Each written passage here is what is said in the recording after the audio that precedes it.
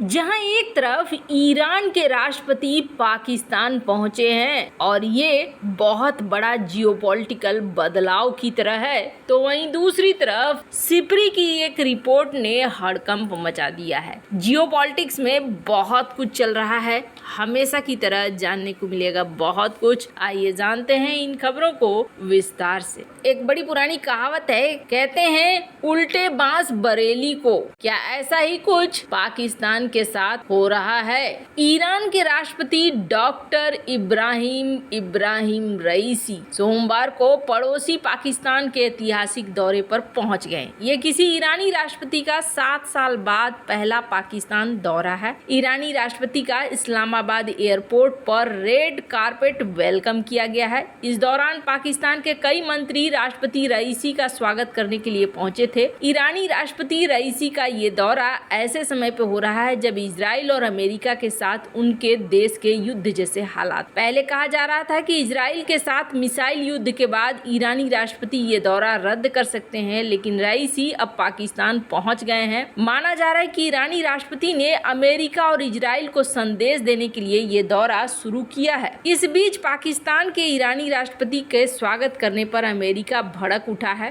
Pakistani media के मुताबिक ईरानी राष्ट्रपति अगले 3 दिन तक पाकिस्तान में रहेंगे और गैस पाइपलाइन से लेकर पूरे क्षेत्र के हालात पर पाकिस्तान के साथ बातचीत करेंगे। इससे पहले पाकिस्तान और ईरान एक दूसरे पर मिसाइलों से हमला कर चुके हैं, जिससे दोनों देशों के रिश्तों के बीच में तनाव भी आ गया था। विश्लेषकों का कहना है कि इस यात्रा के जरिए ईरानी राष्ट्रपति तनाव को खत्म करने की कोशिश करेंगे। ईरानी राष्ट्रपति के साथ कई मंत्री, आला अधिकारी तथा बिजनेसमैन भी पाकिस्तान पहुंचे हैं। ईरानी राष्ट्रपति पाकिस्तान के राष्ट्रपति आसिफ अली जरदारी, पीएम शहबाज शरीफ से भी मुलाकात कर रहे हैं। इजराइल के साथ तनाव के बीच ईरानी राष्ट्रपति का स्वागत करने पर अमेरिका पाकिस्तान पर भड़क गया है। अमेरिका ने हाल ही में ईरान के खिलाफ कई तरह के प्रतिबंध लगाए हैं ताकि उसे अलग थलग किया जा सके। वहीं पाकिस्तान ने रईसी का स्वागत करके अमेरिका के इरादों पर पानी फेर दिया है और इससे अमेरिका भड़का हुआ है। पाकिस्तान ने अमेरिका से कहा है कि ईरानी राष्ट्रपति की ये यात्रा इजराइल के साथ मिसाइल युद्ध से पहले ही तय हो गई थी। इस यात्रा से ठीक पहले अमेरिका ने पाकिस्तान को कड़ा संदेश देते हुए चीन समेत 4 कंपनियों पर प्रतिबंध लगा दिया था, जिन पर पाकिस्तानी मिसाइल कार्यक्रम के मदद करने का आरोप है। पाकिस्तानी विश्लेषकों का कहना है कि अमेरिका ने ईरानी राष्ट्रपति का स्वागत करने के लिए पाकिस्तानी मिसाइल कार्यक्रम को निशाना बनाया है।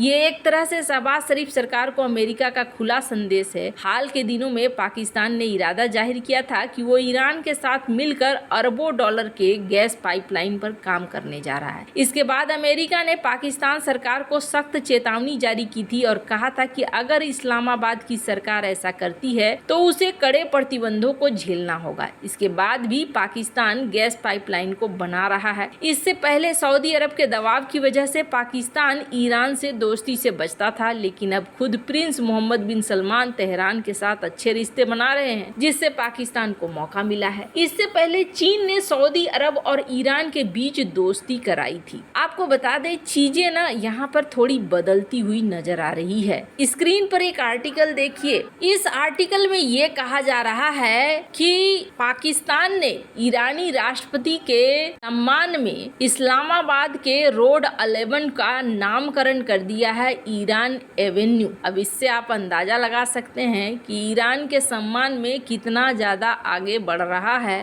पाकिस्तान, और ये चीज अमेरिका को पसंद न आए। पर एक सवाल अभी भी यहाँ पर आता है, और वो सवाल आता है कि क्या एक नया गठबंधन तो नहीं बन रहा है? चाइना, पाकिस्तान, ईरान, इन सब का एक अलग गठबंधन तो नहीं बन रहा है, एक गुटबाजी तो नहीं हो रही है। अमेरिका के खिलाफ जाने का साहस करना पाकिस्तान का वो इतना आसान नहीं है। तब तक आसान नहीं है जब तक कि पाकिस्तान के ऊपर किसी का हाथ नहीं है। पाकिस्तान के ऊपर अगर किसी का हाथ न हो तब तक वो ऐसा नहीं कर सकता है। अब ऐसे में माना जा रहा है कि ये जो चीजें बन रही है एक किनारे से, ये आने वाले समय में एक खतरनाक रूप ले सकती हैं। भारत के लिए भी एक बड़ी चुनौती आएगी ऐसे समय में, क्योंकि ये सीन थोड़ा अजीब जरूर बन जाएगा। खैर, जहाँ एक तरफ ये सब कुछ चल रहा है, वहीं दूसरी तरफ दुनिया भर में हथियारों की खरीद और रक्षा बजट में अभूतपूर्व वृद्धि देखने को मिली है। Stockholm International Peace Research Institute की रिपोर्ट में ये जानकारी सामने आई है।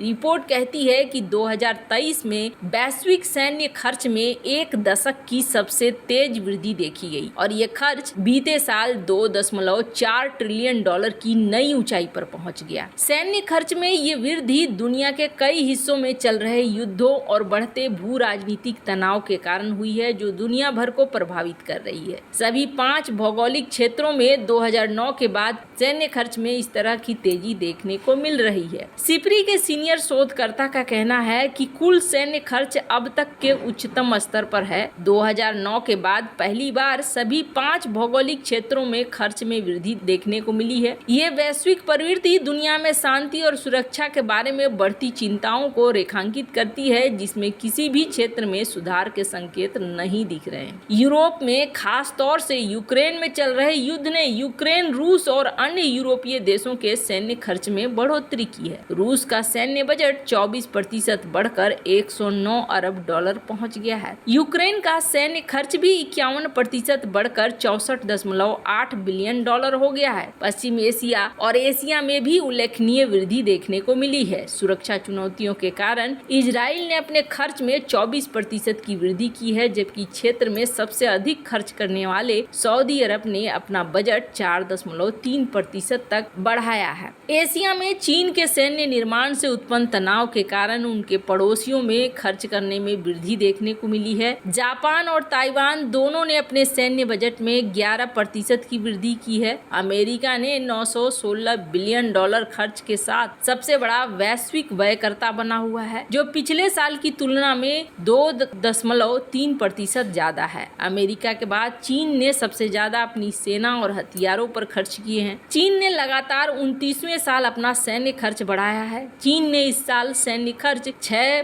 बढ़ाकर 296 बिलियन डॉलर कर दिया है। अमेरिका और चीन के बाद 2023 में सबसे ज्यादा सैन्य खर्च करने वाले देशों में तीसरे नंबर पर है रूस, तो चौथे नंबर पर है भारत और 5वें पर है सऊदी अरब। सैन्य खर्च पर भविष्य के दृष्टिकोण को लेकर रिपोर्ट कहती है कि यूक्रेन में युद्ध अभी समाप्ति के करीब नहीं दिख रहा है। गाजा और एशिया में चल रहे तनाव के चलते सैन्य खर्च में बढ़ोतरी का रुझान आने वाले सालों में भी जारी रहने की संभावना है। ये अपेक्षा चल रही है कि वैश्विक सैन्य वृद्धि के लिए मंच तैयार करती है, क्योंकि देश अस्थिरता की स्थिति में अपनी सुरक्षा को प्राथमिकता देते हैं। यही वजह है कि यहाँ पर बदलाव देखने को मिल रहे हैं और आने वाले सालों में और भी ज्यादा बदलाव देखने को मिलेंगे। कारण साफ है कि यहाँ पर चीजें रुकने का नाम नहीं ले रही है, आक्रामकता रुकने का बिल्कुल भी नाम नहीं ले रही है। स्क्रीन पर देख सकते हैं एक मैप को साझा किया गया है सिप्री के द्वारा और इन्होंने कहा है कि जो खर्चा हुआ है ना, वो 2.4 ट्रिलियन डॉलर का खर्चा हुआ है। इतना खर्चा अगर भलाई में लगा दिया जाता तो समझ लीजिए कि दुनिया का कल्याण हो जाता। वैसे आपको क्या लगता है, इन सब मामले में आपकी क्या राय है? कमेंट कर जरूर बताएं। जल्द मिलते हैं अगले वीडियो में नई खबर के साथ।